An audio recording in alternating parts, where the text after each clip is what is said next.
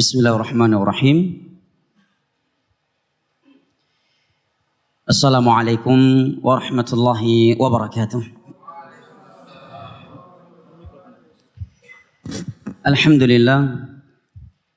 Alhamdulillahilladzi arsala rasulahu bil huda wa dinil haqq liyudhhirahu 'ala ad-dini kullihi walau karihal kafirun.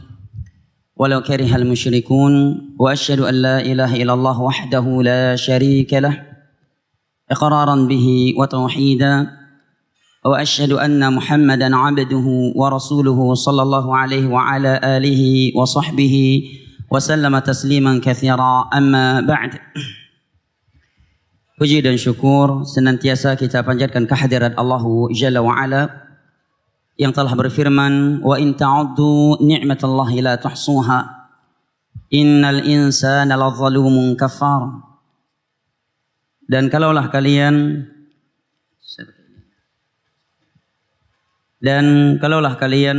ingin menghitung-hitung akan nikmat Allah Jalla wa Ala atas kalian, la tuhsuha, niscaya kalian tidak akan mampu menghitungnya.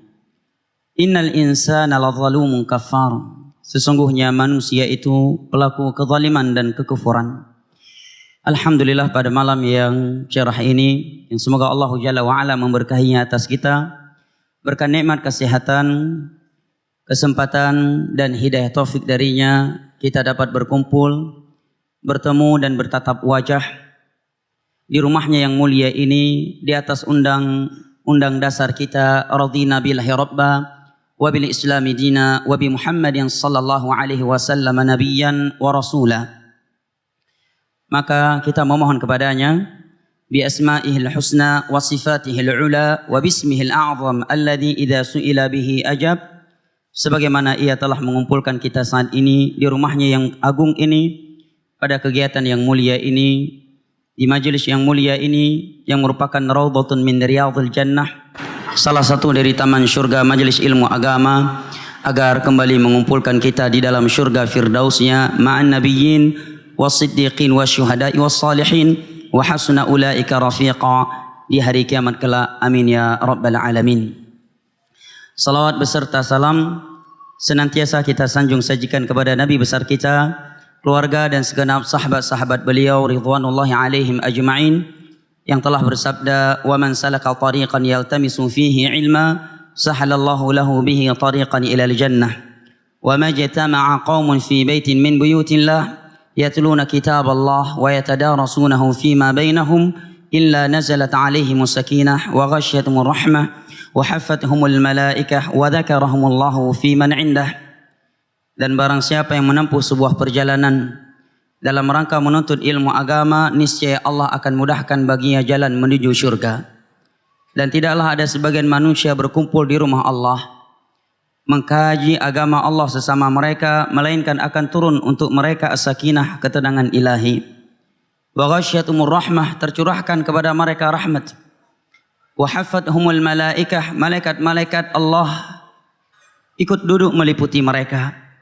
Wa dzakarahumullahu fi man 'indah, dan Allah menyebut-nyebutkan mereka di hadapan malaikat-malaikat yang ada di sisinya. Hadis riwayat Imam Muslim dari Abu Hurairah radhiyallahu anhu.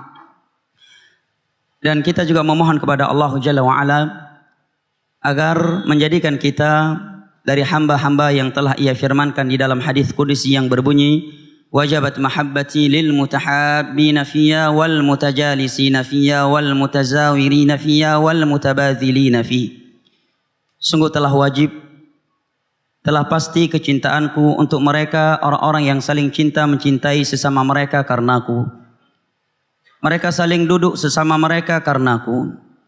Mereka saling berbagi sesama mereka karenaku, dan mereka saling mengunjungi sesama mereka karenaku. Hadis riwayat Al-Imam Ahmad. Hadis tersebut adalah hadis yang diriwayatkan oleh Imam Ahmad dan Al-Imam Tirmidzi dari sahabat Muadz bin Jabal radhiyallahu anhu.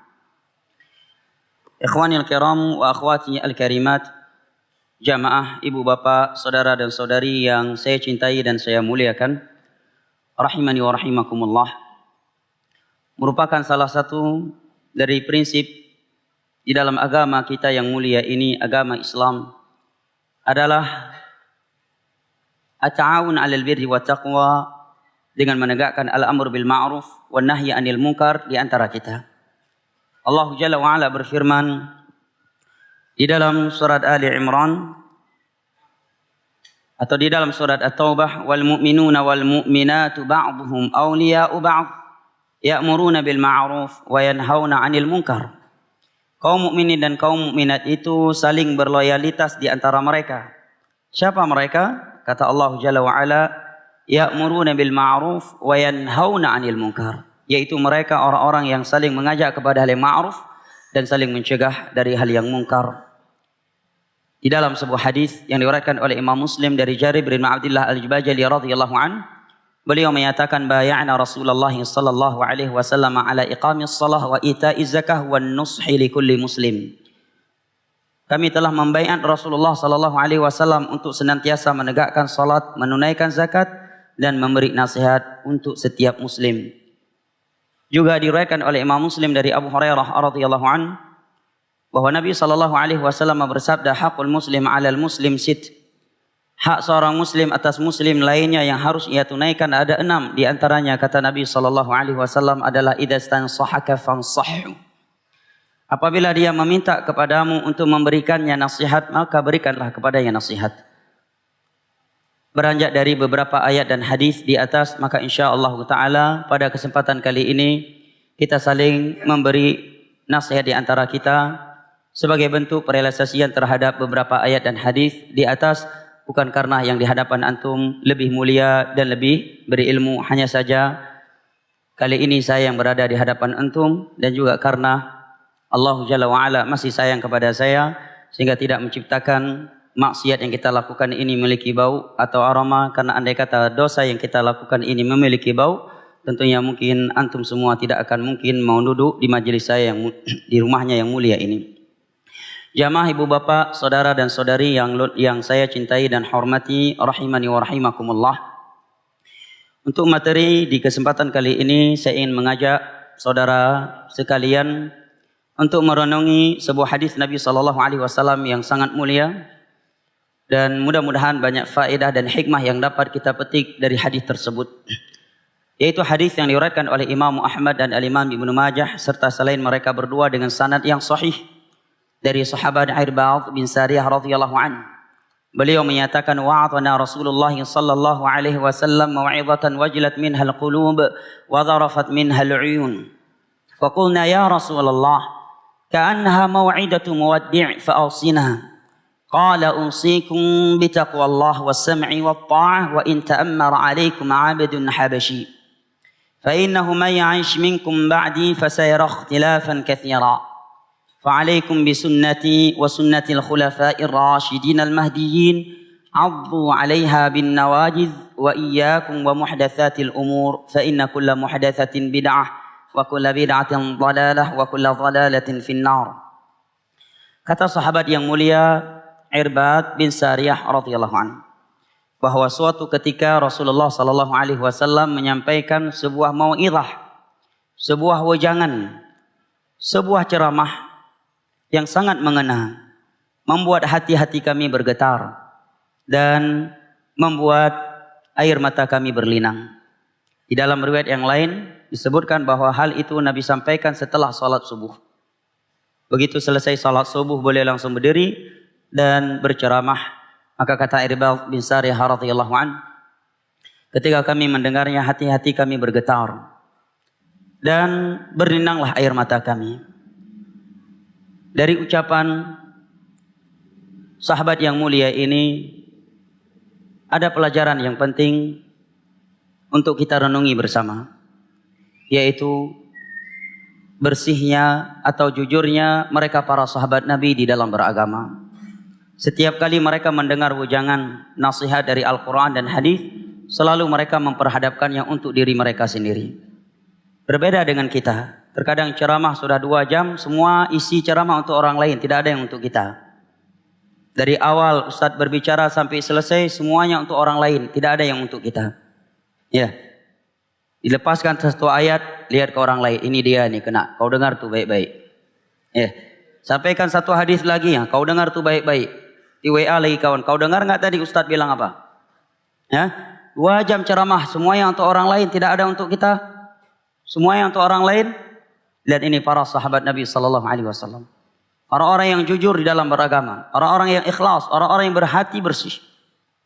Bahkan ayat-ayat yang turun di dalam Al-Quran untuk orang-orang kafir, mereka gunakan untuk menegur diri-diri mereka sendiri. Di antara bukti bersih dan jujurnya mereka di dalam beragama adalah sebuah hadis yang diriwayatkan oleh Al-Imam Al-Bukhari dari sahabat Hanzalah, katibin Nabi sallallahu alaihi wasallam Al-Ansari. Beliau menyatakan, laqiyani Abu Bakr fi ba'd turuqil Madinah faqultu nafaqa Hanzalah nafaqa Hanzalah nafaqa Hanzalah. Faqala Abu Bakr ya Hanzalah unzur ma taqul. Faqultu ya Aba Bakr idza jalasna 'inda Rasulillah sallallahu alaihi wasallam yudzakkiruna bil jannati wan nar faka'annaha ra'ya 'ain. فلما خرجنا من عنده عافسنا الأزواج والأولاد وضيعتنا نسينا ذلك كثيرا فقال إنا وجدنا ذلك أيضا فانطلقنا إلى رسول الله صلى الله عليه وسلم فقلت يا رسول الله نافق حنظلة نافق حنظلة نافق حنظلة فقال يا حنظلة انظر إلى ما تقول فذكرت له ما ذكرت لأبي بكر فقال لو كنتم تدومون على ما عندي لصافحتكم الملائكة في فرشكم وفي طرقكم ولكن يا حنظلة ساعة. Hanzalah menyatakan, suatu ketika aku berjumpa dengan sahabat Abu Bakar radhiyallahu anhu di salah satu jalan Madinah. Begitu saya berjumpa dengan beliau, aku pun langsung berkata, wahai Abu Bakar, Hanzalah ini udah munafik. Hanzalah ini munafik, Hanzalah ini munafik. Padahal beliau seorang pencatat wahyu yang turun kepada Nabi SAW. Pencatat wahyu, bukan sekedar panitia daurah. Ya, bukan sekedar belajar seminggu sekali, bukan sekedar asisten ustadz, tapi beliau pencatat wahyu yang turun kepada Nabi SAW. Tiba-tiba berkata demikian. Terkejutlah Abu Bakar. Maka Abu Bakar pun menyatakan, wahai Hanzalah, coba kamu renungi kembali ucapan kamu itu. Kenapa kamu berkata demikian? Maka beliau pun menyebutkan alasannya, menyatakan, wahai Hanzalah, ketika kita berada di majelisnya Rasulullah SAW, berbicara masalah akhirat, berbicara masalah agama, mengingatkan kita kepada surga Allah, memperingatkan kita akan dahsyatnya neraka. Begitu nyamannya hati kita, seakan-akan surga dan neraka itu ada di depan kedua mata kita. Tetapi begitu kita keluar dari majelis beliau, mulai kembali berinteraksi dengan pekerjaan kita, dengan anak istri kita, seringkali apa yang telah beliau sampaikan tersebut terlupakan oleh kita. Padahal kita tahu pekerjaan mereka adalah pekerjaan yang halal. Anak istri mereka adalah sahabat juga. Istri mereka sahabiah, anak mereka juga sahabat.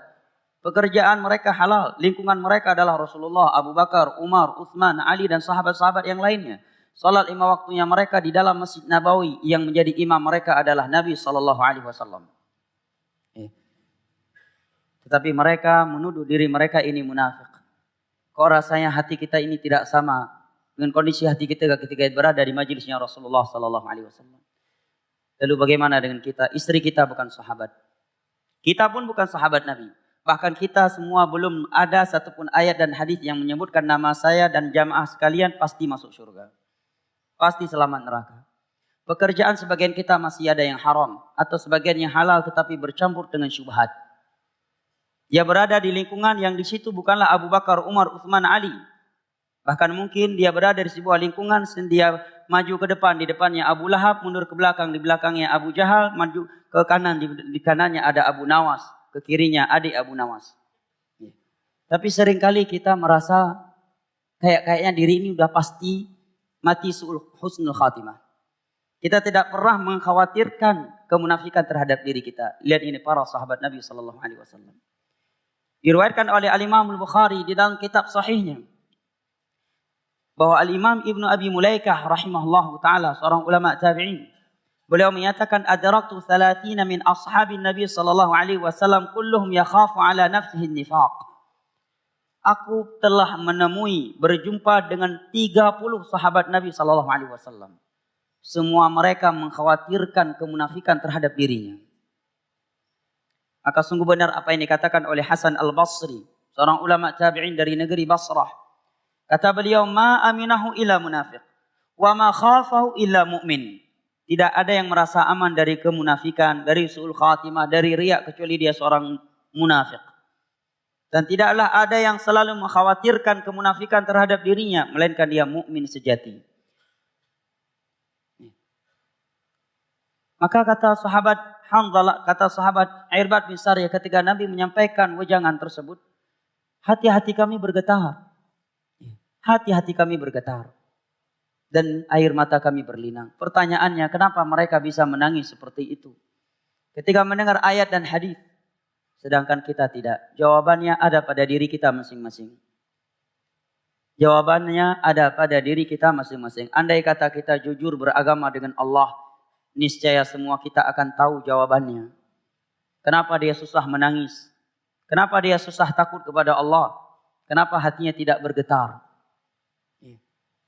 Andai kata kita jujur dengan Allah, pasti kita akan tahu jawabannya. Karena tidak lain, melainkan karena maksiat yang kita lakukan. Melainkan karena kecintaan kita yang luar biasa terhadap dunia. Kita mengejar dunia mati-matian, padahal tidak akan pernah dibawa mati.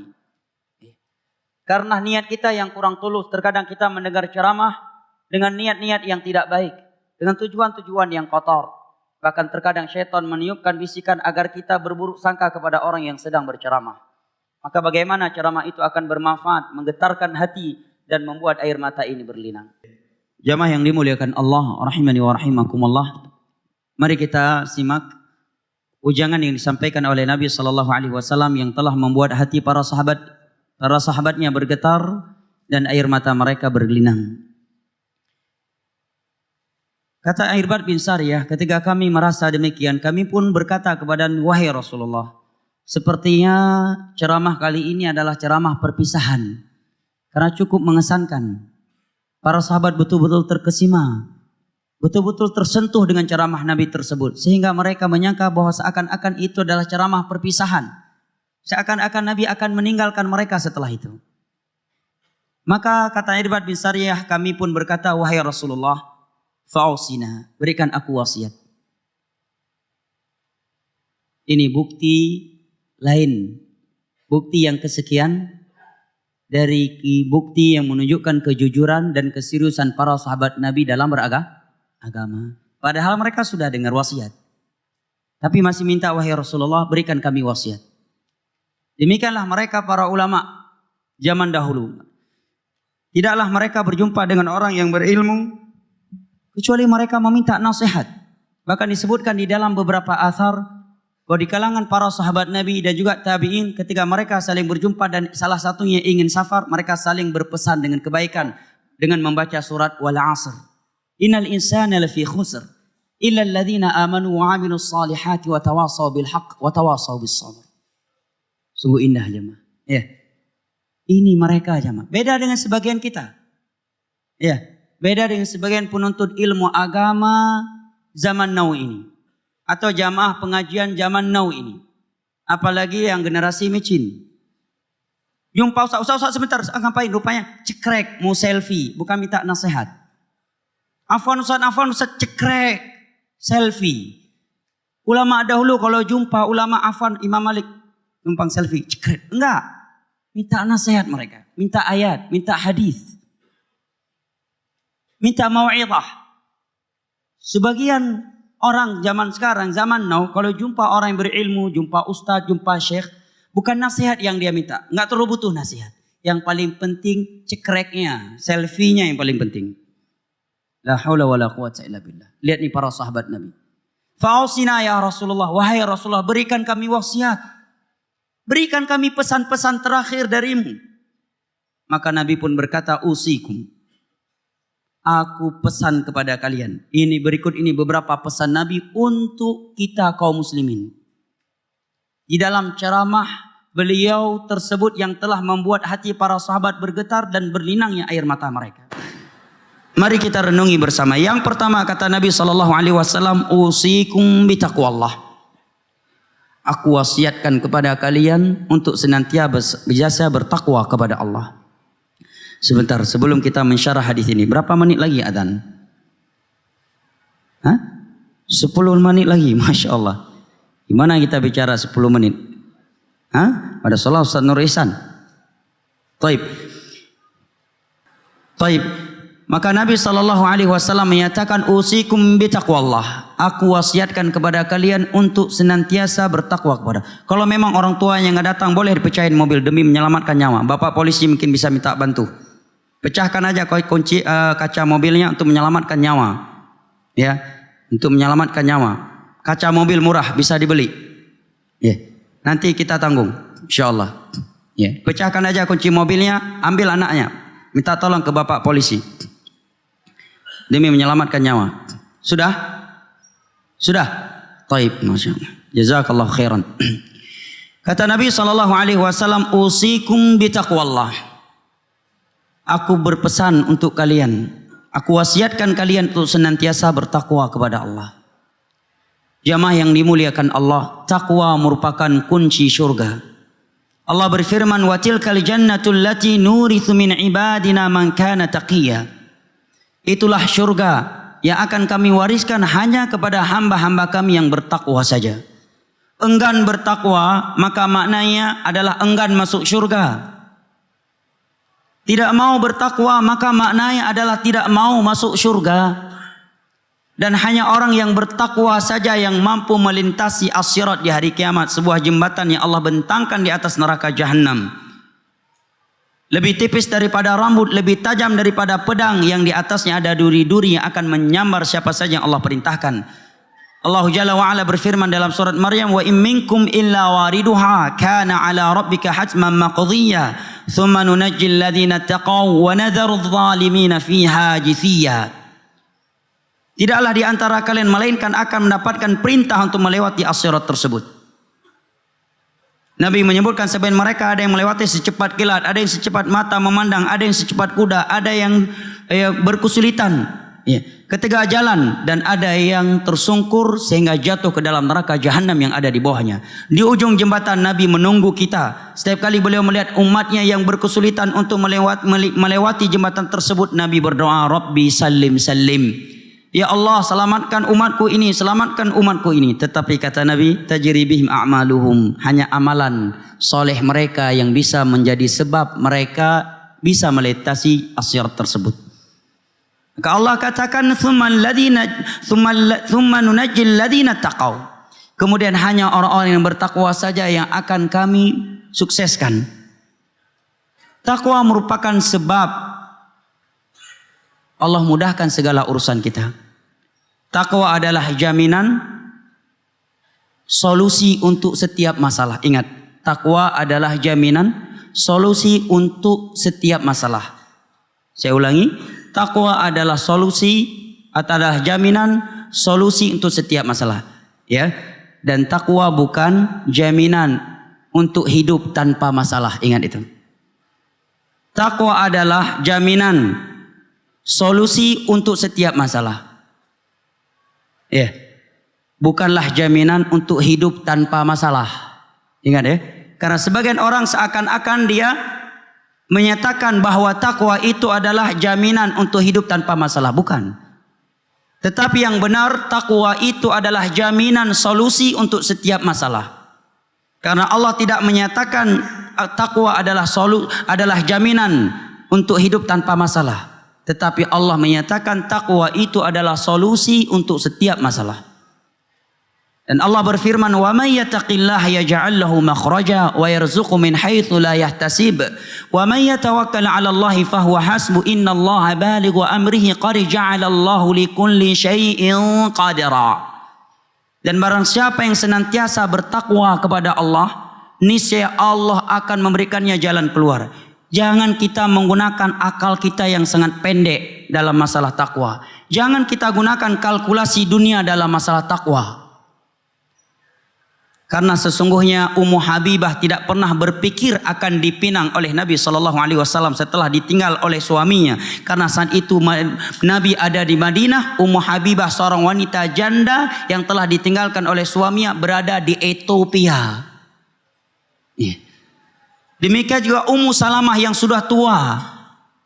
Tidak pernah berpikir, tidak pernah terbesit di dalam hati beliau bahwa setelah suami tercinta beliau meninggal dunia yaitu Abu Salamah radhiyallahu anha, beliau akan menjadi istri Nabi sallallahu alaihi wasallam. Tidak pernah terbesit di hati mereka. Tidak pernah terbesit di hati para sahabat Nabi ketika mereka hijrah dari Mekah dengan hijrah yang totalitas, bahwa suatu saat mereka akan menjadi khulafa. Tidak pernah terbesit di hati Abu Bakar bahwa setelah beliau hijrah, beliau akan jadi khalifah setelah Nabi. Umar akan jadi khalifah. Akan menjadi khalifah. Abdurrahman bin Auf menjadi seorang yang kaya raya. Tapi karena janji Allah, wa may yattaqillaha yaj'al lahu makhraja. Barang siapa yang berani bertakwa kepada Allah, maka Allah akan berikan untuknya jalan keluar. Maka jangan kita menggantungkan rezeki kita kepada selain Allah. Dan ini tentunya hiburan untuk setiap orang yang sedang diuji oleh Allah. Yang secara khusus adalah sebagian kaum wanita yang terkadang mudah pesimis ketika dia diceraikan oleh suaminya. Atau dia diancam oleh suaminya, kamu pilih Allah atau pilih saya? Kamu pilih agama kamu atau pilih saya? Kalau dia berpisah, dia melihat saya nggak punya pekerjaan, saya di negeri rantau. Ingat, rezeki anti wahai saudari muslimah bukan di tangan suamimu. Kesuksesan dunia dan akhirat kamu bukan di tangan suamimu, tetapi di tangan Allah yang telah menciptakan suamimu. Dan dialah yang telah berfirman, wa may yattaqillaha yaj'al lahu makhraja wa yarzuqhu min haitsu la yahtasib. Barang siapa yang berani senantiasa bertakwa kepada Allah, Allah akan senantiasa memberikan untuknya jalan keluar dan rezeki dari sisi-sisi yang tidak pernah ia prediksi. Di dalam sebuah hadis yang diriwayatkan oleh Al-Imam Tirmidzi dari Abu Hurairah radhiyallahu anhu, Nabi sallallahu alaihi wasallam bersabda, innaka lan tad'a syai'an ittiqa'a lillah illa 'awadahu Allahu khairan min. Tidaklah engkau meninggalkan sesuatu demi mewujudkan takwamu kepada Allah, melainkan Allah akan menggantikannya dengan sesuatu yang lebih baik. Apakah kita meragukan janji Allah? Bukankah kita menghafal bahwa salah satu dari nama-nama Allah Al-Husna adalah Ar-Razzaq? Lalu kenapa kita ragu meninggalkan pekerjaan-pekerjaan yang haram? Kita sudah yakin seyakin-yakinnya bahwa riba adalah pekerjaan yang haram, bahwa suap menyuap adalah perbuatan yang haram, bahwa korupsi adalah perbuatan yang haram, maksiat ini maksiat itu, tetapi setiap kali kita ingin meninggalkannya seakan-akan Allah itu maha pelit, seakan-akan Allah itu bukan Ar-Razzaq, seakan-akan Allah tidak berfirman dalam Al-Quran, innallaha la yukhliful mi'ad, Allah tidak pernah mengingkari janjinya. Seakan-akan di dalam Al-Quran tidak ada ayat wa may yattaqillaha yaj'al lahu makhraja wa yarzuqhu min haitsu la yahtasib. Dan barang siapa yang senantiasa bertakwa kepada Allah, Allah akan senantiasa memberikannya solusi dan rezeki dari sisi-sisi yang tidak pernah ia prediksi. Kita lebih yakin kepada pekerjaan kita, bos kita, atasan kita, kecerdasan kita, kekuatan fisik kita, atau kita lebih yakin dengan Allah yang telah memberikan itu semua kepada kita? Dia yang telah berfirman demikian. Dan dia pula yang telah menyampaikan melalui lisan Nabi-Nya sallallahu alaihi wasallam. Ataukah kita kurang percaya terhadap firman Allah? Atau Nabi kita kurang jujur sehingga kita kurang percaya? Sehingga begitu kita ingin meninggalkan pekerjaan yang haram, seakan-akan Allah itu maha pelit, seakan-akan berita yang disampaikan oleh Nabi itu tidak akan pernah terjadi. Maka Nabi sallallahu alaihi wasallam menyatakan, innaka lan tad'a syai'an ittiqa'a lillah illa 'awadahu Allahu khairan min. Tidaklah engkau meninggalkan sesuatu karena Allah. Apalagi yang dia tinggalkan haram. Andai kata yang dia tinggalkan hal yang sunnah demi yang wajib, atau dia tinggalkan sesuatu yang mubah, yang mubah demi sesuatu yang lebih baik, Allah akan gantikan dengan sesuatu yang lebih baik. Adzan ya? Baik, kita cukupkan sampai di sini. Lebih dan kurang yang saya mohon maaf karena waktu Isya yang setelah masuk. Mudah-mudahan apa yang telah kita simak sebagian yang bermanfaat. Wabillahi taufiq wal hidayah wa sallallahu ala nabiyyina Muhammad wa ala alihi wa sahbihi wasallam wa akhiru da'wana anil hamdulillahi rabbil alamin. Wassalamu alaikum warahmatullahi wabarakatuh. Bismillahirrahmanirrahim. Assalamualaikum warahmatullahi wabarakatuh. Alhamdulillah wassalatu wassalamu ala Rasulillah wa ala alihi wa sahbihi wa sallama tasliman katsira, amma ba'd. Jamaah yang dimuliakan Allah, antum merasa panas enggak? Panas. Apa solusinya? sabar. Nggak ada lain. Yang kedua, banyak-banyak ingat padang mahsyar. Bahwa api neraka sepanas-panasnya di dunia ini, dan kita belum berada dalam api. Masih panasnya api di akhirat, masih lebih panas sebanyak 69 kali lipat lagi panasnya. Ya. 69 kali lipat lebih panas api di neraka Allah. Bahkan di dalam sebuah hadis yang sahih Nabi menyebutkan bahwa Allah memberikan izin kepada neraka untuk bernafas 2 kali. Ya, dalam setahun. Yang pertama di puncak musim dingin. Puncak musim dingin. Yang kedua di puncak musim panas. Itu adalah nafasnya neraka. Itu nafasnya sampai kayak gitu 50 derajat Celcius di dunia. Itu nafas neraka. Minus itu hasil, itu baru dari nafas neraka jemaah. Ya. Dan Masya Allah majelis ilmu agama walaupun panas, padat, tapi kita tetap merasa sakinah, ya kan? Nyaman hatinya. Kenapa? Karena memang Nabi menyatakan nazalat alaihimus sakinah. Tapi coba kalau kita bukan di majelis ilmu agama, walaupun di atas spring bed, ya, walaupun ada musik yang luar biasa, fasilitas luar biasa, kita tidak akan merasakan sakinah di dalam hati kita seperti yang kita rasakan ketika kita berada di rumah Allah. Di majelis ilmu agama. Kenapa? Karena Nabi menyatakan nazalat alaihimus sakinah. Ketenangan ilahi. Allah berikan kepada mereka. Sebagian jamaah kajian zaman now, saking sakinahnya majelis ilmu agama, begitu kajian mulai 10 hingga 15 menit, kepalanya langsung menunduk ke bawah, menandakan sakinah telah sempurna dan dia telah menempatkan sakinah bukan pada tempatnya. Ya. Seperti padi, semakin berisi semakin menunduk. Jamaah kajian zaman now juga demikian. Semakin berjalan dari waktu kajian, kepalanya pun semakin menunduk ke bawah, yang menandakan ketawadhuan dan penempatan sakinah yang bukan pada tempatnya. Tapi jamaah yang dimuliakan Allah rahimani wa rahimakumullah. Sebenarnya waktu untuk mengkaji dan merenungi hadis Nabi SAW yang teks Arabnya telah kita baca pada kajian sesi pertama tadi, ini membutuhkan waktu yang sangat panjang. Namun karena waktu yang sangat terbatas, saya punya waktu lagi 10 hingga 15 menit.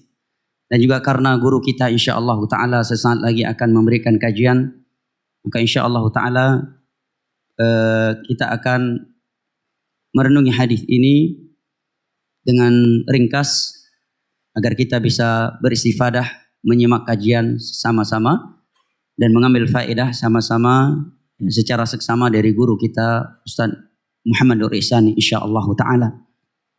Jamaah yang dimuliakan Allah, di dalam hadis Nabi di atas yang telah kita bahas di kajian sesi pertama tadi secara ringkas, secara global ada 3 pesan Nabi sallallahu alaihi wasallam. Yang pertama, pesan Nabi kita sallallahu alaihi wasallam dalam hadis itu agar kita senantiasa bertakwa kepada Allah. Dan tadi telah kita simak beberapa ayat dan hadis yang menerangkan kepada kita keutamaan takwa. Dan ingat jamaah yang dimuliakan Allah, jangan sampai kita mati baru rencana bertakwa, bukan dalam keadaan bertakwa. Innama yataqabbalullahu minal muttaqin, yang diterima oleh Allah hanya orang-orang yang bertakwa. Jangan sampai kita mati baru rencana ingin bertakwa. Bukan dalam keadaan bertakwa jemaah. Di dalam sebuah hadis yang diriwayatkan oleh Al-Imam Tirmidzi dari Abdullah bin Umar radhiyallahu anhuma, Nabi kita bersabda, "Innallaha yaqbalu taubatal 'abdi ma lam yugharghir." Allah senantiasa menerima taubat seorang hamba selama dia belum ghargharah. Ghargharah artinya satu dari 2 makna di kalangan ulama. Yang pertama, makna ghargharah adalah belum datang azab yang mematikan. Karena kalau sudah datang azab, tsunami udah di atas kepalanya, baru taubat. Gak manfaat lagi. Hatta idza ra'au ba'sana. Makna ghargharah yang kedua adalah nyawa yang ditarik oleh malaikat maut sudah sampai di kerongkongannya. Nyawanya sudah sampai di kerongkongannya, baru bilang taubat. Gak diterima lagi. Dan Allah telah berfirman, ya ayyuhalladzina amanu taqullaha haqqa tuqatih wa la tamutunna illa wa antum muslimun. Wahai orang-orang yang beriman, bertakwalah kalian kepada Allah dengan ketakwaan yang sesungguhnya. Dan jangan sampai kalian mati kecuali dalam keadaan berserah diri kepada Allah Jalla wa'ala. Jangan sampai kita mati dalam keadaan sedang berencana takwa, bukan dalam keadaan bertakwa. Innallaha innama yataqabbalullahu minal muttaqin. Yang diterima itu hanya dari orang-orang yang bertakwa. Ada seorang wanita di sebuah kota yang tidak besar mafannya, saya sebutkan nama kotanya. Dia berjanji sama suaminya, sebelumnya memang dia dalam keadaan jauh dari Allah. Suatu ketika dia ingin bertobat, dia pun berjanji sama suaminya bahwa dalam waktu dekat dia akan memakai hijab syar'i. Dia akan menutup auratnya. Dia berjanji sama suaminya dan dia telah menyampaikan kepada kawan-kawan perempuannya yang lain bahwa dalam waktu dekat dia akan menutup auratnya. Dia akan memakai hijab busana syar'i. Tidak lama setelah itu dia mati dalam keadaan belum pakai busana syar'i. Baru rencana. Na'udzubillah min dzalik. Tapi dari kejadian tersebut ada beberapa kawan wanita dia jadi terpukul, tersentuh dengan kejadian, dia langsung bertobat mereka, langsung pakai busana syar'i. Maka jangan sampai kita mati dalam keadaan rencana taubat, bukan dalam keadaan sudah taubat. Mati baru dalam keadaan baru rencana meninggalkan riba, baru rencana meninggalkan maksiat ini dan maksiat itu. Dan jangan kita menunda-nunda takwa karena kematian tidak menunggu kita. Taubat jamaah. Dan Allah Jalla wa'ala berfirman, aina ma takunu yudrikumul maut walau kuntum fi burujim musyayyadah. Dimanapun kalian bersembunyi, berada, kematian itu akan mendatangi kalian sekalipun kalian berada di belakang benteng-benteng yang sangat kokoh. Sesungguhnya kaum Namrud, ulama mana Namrud? Ulama mana Namrud? Raja yang paling bejat di dunia di masa Nabi Ibrahim. Saking bejatnya, Namrud dia ingin memperkosa istri Nabi. Saya kira sebab kacau-kacaunya preman-premannya orang nggak sampailah istri ustadz mau diperkosa, ya kan? Ini Namrud, istri Nabi ingin diperkosa sama dia, Sarah. Tetapi setiap kali dia ingin menyentuh Sarah, Allah bekukan tangannya sebanyak 3 kali. Sehingga pada akhirnya dia berkata kepada asistennya, ini yang kamu bawa setan bukan orang ini, kamu keluarkan aja lagi. Dalam Sahih Bukhari dari Abdullah bin Abbas radhiyallahu anhuma. Kaum Namrud enggak pernah mereka memprediksi Namrud mati dalam keadaan seperti itu. Dengan cara yang begitu tragis. Bagaimana mati Namrud jamaah? Apakah ditembak oleh sniper? Ada yang ngasih racun di makanannya? Dibombardir? Enggak. Tapi masuknya seekor lalat ke kepalanya melalui hidungnya. Dia nggak bisa menepisnya, hanya bisa melihatnya. Dia sehat. Mungkin kalau dia sedang stroke, masuk lalat lewat hidungnya, nggak bisa menepis, itu nggak mengherankan, ya kan? Dia sehat, bukan dalam keadaan stroke. Badannya sehat. Lalat masuk lewat hidungnya, nggak bisa dia tepis. Itulah kematian jamaah. Ya. Siapa yang berani menentang kematian malaikat maut? Nggak pandang bulu. Andai kata seorang punya pasukan elit yang luar biasa, senjata, alat teknologi yang luar biasa, punya drone, punya tank, punya pesawat tempur. Kalau sudah Allah katakan kun fayakun, meledak pesawatnya meledak. Mati dia. Kita lihat sebagian orang sedang berkaraoke, jatuh, tumbang, mati. Tidak sedikit juga orang mati dalam diskotik. Dan lebih parah lagi dia mati sedang berbuat syirik dan mengada-adakan perkara baru dalam agama Nabi SAW. Maka jangan sampai kita mati dalam keadaan berencana taubat, bukan dalam keadaan sudah taubat. Innallaha yaqbalu taubatal 'abdi ma lam yugharghir. Allah senantiasa menerima taubat seorang hamba selama nyawa yang ditarik oleh malaikat maut belum sampai di kerongkongannya. Malaikat maut tidak pandang bulu. Bisa jadi ceramah malam ini belum selesai kita udah mati. Datang tsunami, gempa. Kami orang Aceh nggak pernah memprediksi datang tsunami tahun 2004. Hitungan waktu yang sesaat. lebih 200.000 nyawa meninggal. Allah Maha Kuasa. Semoga Allah memberikan pahala dan husnul khotimah buat saudara-saudara kita kaum muslimin yang telah meninggal dalam musibah tsunami. Siapa yang pernah memprediksi gempa Palu? Kabar. Yang pernah memprediksi meledaknya pesawat ini, pesawat itu? Bisa jadi kita lagi duduk tumbang, lagi ceramah tumbang. Nah, na'udzubillah kita mati dalam keadaan tidak ikhlas kepada Allah. Dan itu sebab utama kita akan husnul khatimah. Al-Imam Ibn Rajab dalam kitabnya Lataiful Ma'arif menyebutkan bahwa su'ul khatimah itu sebabnya adalah lidasi satin fi qalbi. Karena ada tujuan rencana-rencana buruk di dalam hatinya. Ini yang perlu kita jaga jamaah. Sebagai contoh misalkan, seorang ustaz sedang berceramah luar biasa, tiba-tiba mati. Orang lain menilainya, Masya Allah ustaz tersebut husnul khatimah. Padahal bisa jadi dia mati su'ul khatimah karena sedang berceramah dia riya, dia ujub. Dia mati sedang sujud, orang lain menyatakan Masya Allah dia mati husnul khatimah sedang sujud. Padahal dia di sisi Allah su'ul khatimah karena dia sujud dalam keadaan riya. Dia khatib Jumat berkhutbah berapi-api hampir terbakar mimbarnya. Mati. Orang lain menilai Masya Allah ustaz tersebut saya cemburu sama beliau. Mati husnul khotimah sedang berkhutbah Jumat.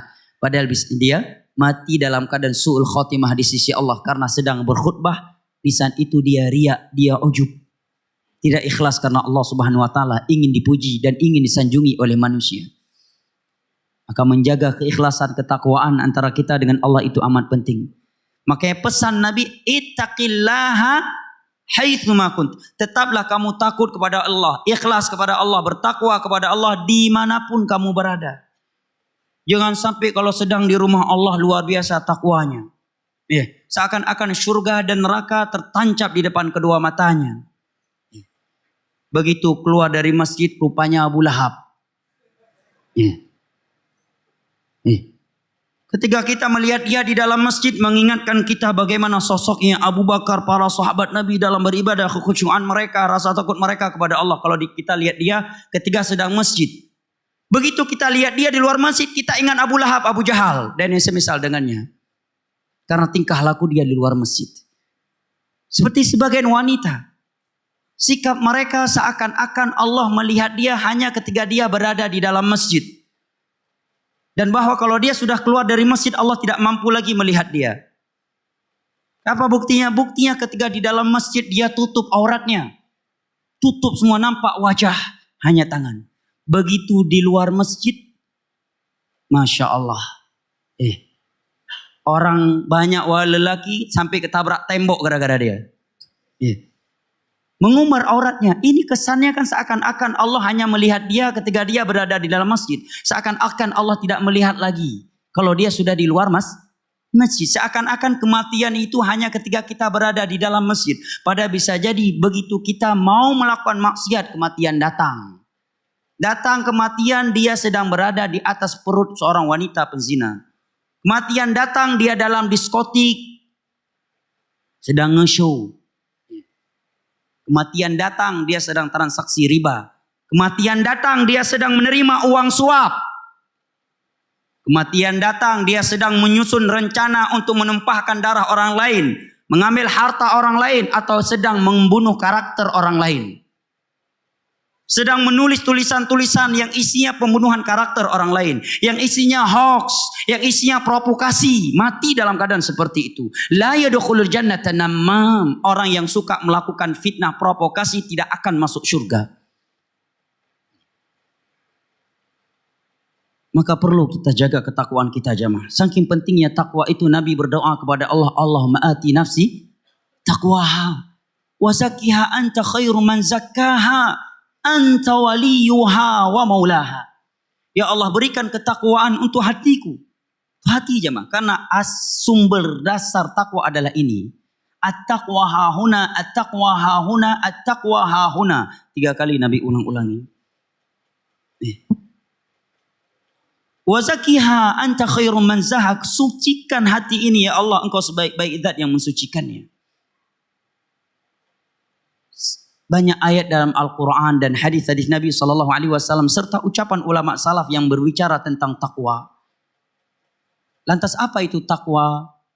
Kita betapa sering mendengar ceramah tentang takwa. Lantas apa itu takwa? Di antara definisi takwa yang paling mencakup kata para ulama adalah definisi ulama tabi'in yang bernama Talqun bin Habib yang diriwayatkan oleh Imam Abu Nuaim di dalam kitabnya Hilyatul Auliya. Beliau menyatakan at-taqwa an ta'mala bi ta'atillah ala nur minallah tarju thawaballah wa an tatruka ma'siyatallah ala nur minallah takhafu iqaballah.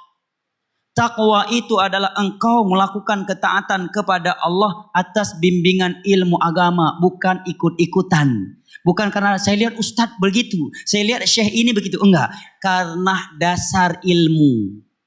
Ini sumber takwa. Enggak boleh coba-coba masalah agama.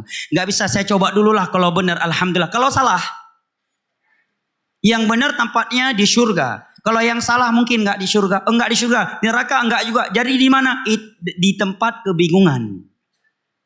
Ya kalau bukan surga di mana lagi kalau bukan neraka? Ya kan? Maka masalah agama enggak bisa coba-coba. Coba dulu lah ibadah ini, kalau benar alhamdulillah. Kalau enggak benar, prinsip dalam agama bukan coba-coba, tapi prinsip dalam agama kata Allah, wala taqfu ma laysa laka bihi ilm. Innas sam'a wal basara wal fuada kullu ulaika kana anhu mas'ula. Itu kaidah agama. Jangan bersikap, jangan melakukan sesuatu kalau kamu enggak tahu ilmunya.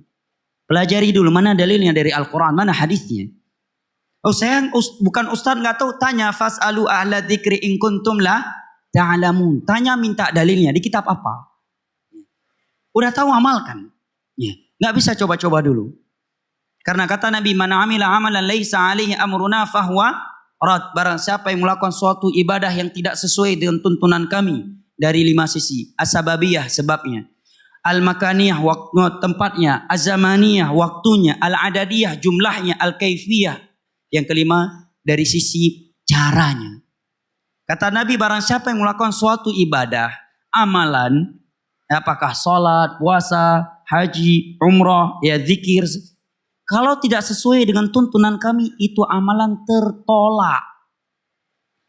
Itu amalan tertolak, sia-sia. Nah, maka kata Talqun bin Habib, takwa itu adalah engkau melakukan ketaatan kepada Allah atas dasar ilmu. Dan sumber ilmu agama kita adalah Al-Quran dan hadis Nabi yang sahih. Cabang dari itu adalah ijma' ya, dan qiyas al-mu'tabar. Karena mengharap pahala dari Allah dan meninggalkan maksiat kepada Allah atas dasar ilmu, bukan karena enggak enak dilihat orang. Karena banyak orang yang membenci perkara itu akhirnya dia tinggalkan karena enggak enak sama orang. Enggak. Takwa itu kamu melakukan ketaatan karena Allah, mengharap pahala dari Allah atas dasar ilmu. Meninggalkan maksiat atas dasar ilmu karena tahu itu haram dalam agama ini. Karena takut kepada Allah, bukan karena manusia. Ini pesan Nabi yang pertama. Yang kedua dan yang ketiga kita sebutkan secara ringkas dan insya Allah Ta'ala kita bahas kembali di kajian besok di waktu duha insya Allah Ta'ala di Masjid Agung ya. Pesan yang kedua dari Nabi SAW di dalam hadis ini, kata Nabi agar kita selalu taat dan mendengar kepada pemimpin dan penguasa kita. Wa in ta'ammaru alaikum 'abdun habasyi, walaupun dia seorang budak sahaya dari Ethiopia. Ini enggak syar'i kan? Tapi dia udah jadi pemimpin dengan cara yang tidak syar'i, tapi kemudian jadi pemimpin, perintah Nabi taati. Jadi enggak ada kontradiksi. Dengan alasan tidak memilih atau tidak suka kemudian jadi pemimpin, kemudian kita enggak mau taat, enggak. Nah, karena dalam Islam kalau kita ikut jalur syariat, enggak boleh jadi khalifah kecuali Arab dan Quraisy. Jangankan Arab, ya, jangankan non Arab, orang Arab aja dalam Islam enggak boleh jadi pemimpin kecuali dia Quraisy. Oleh karena sahabat Nabi dari kalangan kaum Ansar enggak boleh jadi khalifah, mereka cuma boleh jadi wuzara, menteri. Khalifah harus dari Quraisy. Ini kalau ikut jalur syari. Lah ini udah non Arab, budak lagi, udah budak bukan budak Perancis. Kalau budak Perancis mungkin oke dikit lah hidungnya angka 7. Ya kan? Ini budak sahaya dari Ethiopia lagi. Tapi udah jadi pemimpin. Kata Nabi Isma'u waktu tetap kalian taati. Dengarkan, jangan dibunuh karakternya, jangan menebarkan hoax, jangan mengadu domba, membakar semangat manusia untuk melakukan hal-hal yang menyebabkan terjadinya pertumpahan darah dan perang saudara. Maka dengan ini saya ingatkan jamaah, mari kita jaga nikmat keamanan yang telah Allah berikan ke negeri kita tercinta merah putih ini. Karena nikmat keamanan itu tidak kalah besarnya dengan nikmat makanan dan minuman. Allah barengkan nikmat keamanan dengan nikmat makanan dan minuman di dalam firman-Nya, alladzina aman alladzi at'amahum min ju'in wa amanahum min khauf. Ya. Maka dengan ini saya katakan jamaah yang dimuliakan Allah di kesempatan yang mulia ini, ya, bahwa kita di Indonesia diberikan nikmat keamanan. Kita jaga jamaah. Jangan kita memprovokasi. Jangan karena berbeda pilihan akhirnya kita bertengkar. Nah, ini wasiat Nabi yang kedua. Yang ketiga, pesan Nabi bahwa setelah beliau meninggal, umat Islam ini akan berpecah, berselisih, berbeda pendapat, terjadi perbedaan di antara mereka dalam akidah, dalam ibadah, dalam prinsip beragama. Pesan Nabi kalau mereka sudah berpecah, berbeda pendapat, yang ini beribadah dengan cara ini, yang itu beribadah dengan cara yang lain lagi, yang ini berzikir dengan satu cara, yang masjid lainnya berzikir dengan cara yang lainnya, dengan konteks yang lainnya. Pesan Nabi, fa'alaikum bisunnati, ikut sunnahku. Sebagai contoh misalnya, terjadi perselisihan antara jamaah di dalam semua masjid terkait konteks zikir setelah sholat 5 waktu. Yang sebagian mereka dengan suara yang keras, yang sebagian dengan suara yang pelan. Berarti terjadi perselisihan. PR-nya, tugas dari Nabi, ikut sunnahku. Berarti minta, Ustadz tolong buka kitab mana ada konteks zikir seperti itu. Ada kitab Al-Adhkar Nawawi, coba buka. Sahih Bukhari, Sahih Muslim, seluruh kitab hadis, seluruh mazhab boleh. Coba buka seperti apa konteks zikir setelah sholat 5 waktu yang diajarkan oleh Rasulullah. Karena tidak mungkin Nabi tidak mengajarkannya. Kenapa? Karena zikir masuk WC aja ada diajarkan oleh Rasulullah. Pada membuang hajat. Apalagi zikir setelah sholat 5 waktu, dan faktanya pun Nabi sudah mengajarkannya. Buka Sahih Bukhari, Sahih Muslim, Sunan Abi Dawud, atau paling dekat Al-Adhkar karya Imam Nawawi, ulama besar madhab Syafi'i. Semua sepakat. Seluruh 4 madhab sepakat bahwa konteks zikir yang dibaca oleh Nabi setelah sholat 5 waktu, setelah salam adalah astaghfirullah, astaghfirullah, astaghfirullah. Kemudian setelah itu Allahumma anta salam wa minka salam tabarakta ya dzal jalali wal ikram. La ilaha illallah wahdahu la syarika lahu, lahul mulku wa lahul hamdu wa huwa ala kulli syai'in qadir. La haula wa la quwwata illa billah. La ilaha illallah wa la na'budu illa iyyah, lahu ni'matu wa lahul fadlu wa lahu thana'ul hasan. La ilaha illallah mukhlishina lahu din walau karihal kafirun. Allahumma la mani lima a'tai wa la mu'ti lima mana' wa la yanfa'u dzal jadi minkal jad. Setelah itu subhanallah 33 kali atau 11 kali. Alhamdulillah 33 kali atau 11 kali. Allahu akbar 33 kali atau 11 kali. Kemudian la ilaha illallah wahdahu la syarika lahu, lahul mulku wa lahul hamdu wa huwa ala syai'in qadir. Setelah itu ayat kursi, setelah itu 3 qul, selesai. Kalau pada maghrib dan subuh 3 qul masing-masing dibaca 3 kali dan ditambah dengan la ilaha illallah wahdahu la syarika lahu, lahul mulku wa lahul hamdu yuhyi wa yumiit wa huwa ala kulli syai'in qadir 10 kali. Dan pada salat subuh Nabi membaca Allahumma inni as'aluka ilman nafi'an wa rizqan thayyiban wa amalan mutaqabbala. Adapun Al-Fatihah, salawatan setelah sholat 5 waktu jamaah yang dimuliakan Allah, jangankan dari hadis, dari ucapan sahabat, dari tabi'in, dari 4 madhab pun nggak ada. Maka sudah saatnya kita merealisasikan firman Allah Jalla wa'ala, laqad kana lakum fi rasulillahi uswatun hasanah.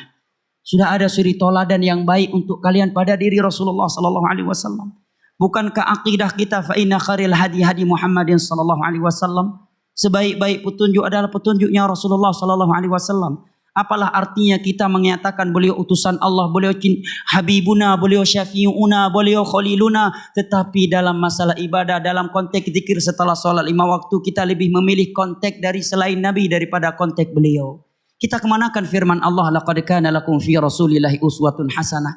Kita kemanakan ya syahadat anna Muhammadan Rasulullah. Kiranya ini yang dapat saya sampaikan. Ya, sisa waktu kita persilahkan kepada guru kita Ustaz Muhammad Nur Ihsan, jazahullahu khairan wa barakallahu fikum. Wassalamualaikum warahmatullahi wabarakatuh.